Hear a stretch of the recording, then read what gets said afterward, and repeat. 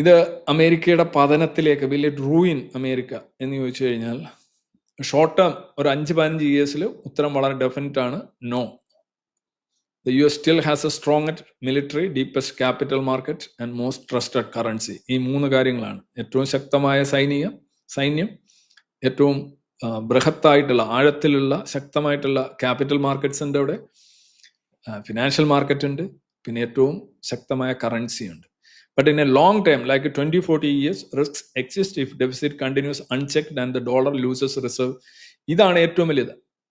If the dollar loses reserve currency dominance, അത് പോയി കഴിഞ്ഞാൽ വീഴും.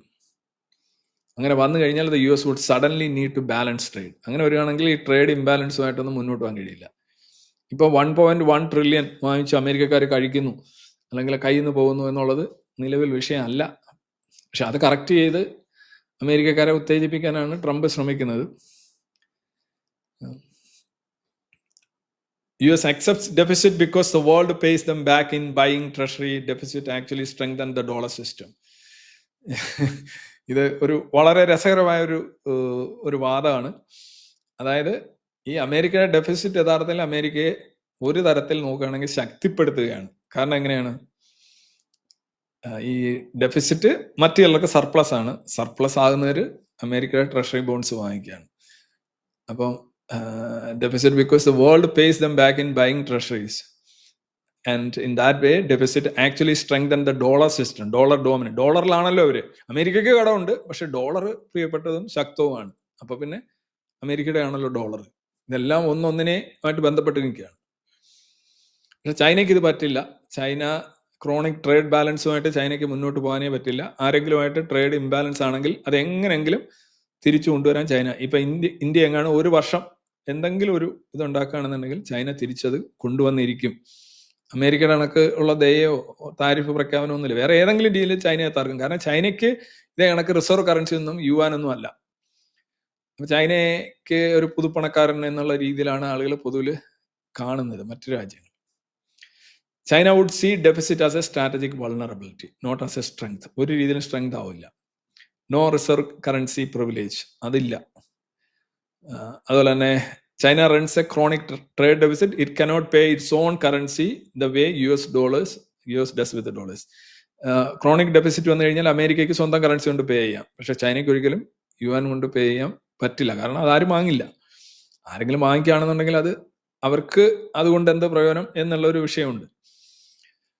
അല്ലെങ്കിൽ ചൈന ഒരു ഗ്ലോബൽ പവർ ആകണം.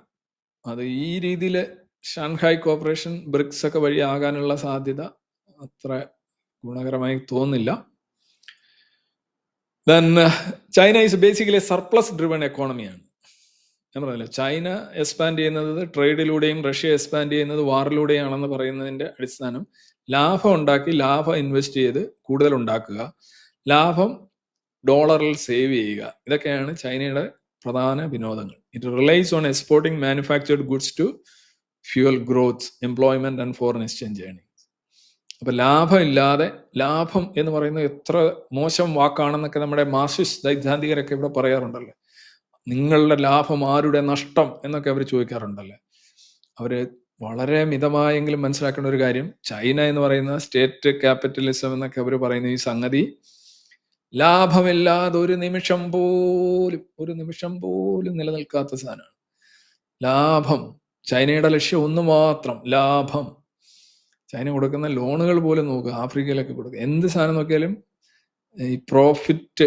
ഒരുപക്ഷെ ഈ ക്യാപിറ്റലിസത്തിന്റെ മൂർധന്യത്തിൽ പോലും ഇമാതിരി ചൈനയുടെ കണക്ക് ഈ ലാഭക്കൊതി എന്നല്ലേ പറയുന്നത്. ചൈന എന്ന് പറഞ്ഞു കഴിഞ്ഞാൽ ലാഭക്കൊതി എന്നാണ് അർത്ഥം. ലാഭം ഇല്ലാതെ അവർക്ക് ഏതെങ്കിലും രാജ്യം ട്രേഡ് ഡെഫിസിറ്റ് അവർക്ക് കൊടുത്തു നോക്കുക, അപ്പൊ കാണാം.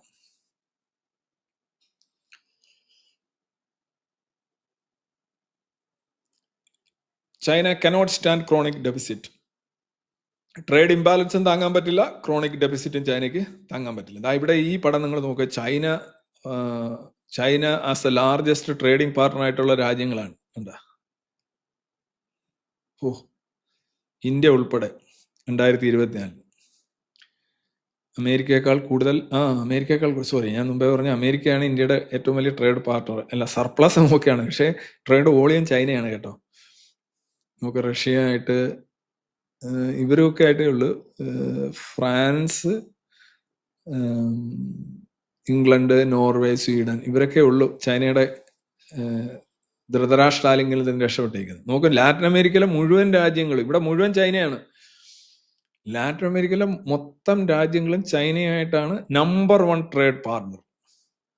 ഓസ്ട്രേലിയ, ഇന്തോനേഷ്യ, ഈ കിടക്കുന്ന മുഴുവൻ ഈ പറയുന്നത് എന്താണ് പറയുന്നത്, പീസ് ലൈക്ക് ജപ്പാൻ ഉൾപ്പെടെ, റഷ്യ, ആഫ്രിക്ക നോക്കൂ. Can you believe it? Entire African continent, Saudi Arabia, ഇവിടെ ഇസ്രയേല് പിന്നെ ജോർഡനും മാത്രമേ ഉള്ളൂ ചൈനയായിട്ട് നമ്പർ 1 ട്രേഡ് പാർട്ണർ. ചൈന ലോകത്തെ വാങ്ങിക്കഴിഞ്ഞു. അമേരിക്കയുടെയാണ് ഈ നീല കാണുന്നത്. പ്രധാനമായിട്ടും അപ്പുറം ഇപ്പുറം ഏതാ? മെക്സിക്കോ, കാനഡ, പിന്നെ ഈ രാജ്യങ്ങളൊക്കെ ആയിട്ട് അമേരിക്കയാണ്. പോർട്ടുഗൽ, ഫ്രാൻസ്, ജർമ്മനി, ഇവിടെ വരെ ചൈന എത്തിയിരിക്കുകയാണ്. ചൈനയ്ക്ക് ഇനി ഇതുകൂടെ ഉള്ളൂ. കച്ചവടം വഴി ലോകം കീഴടക്കി.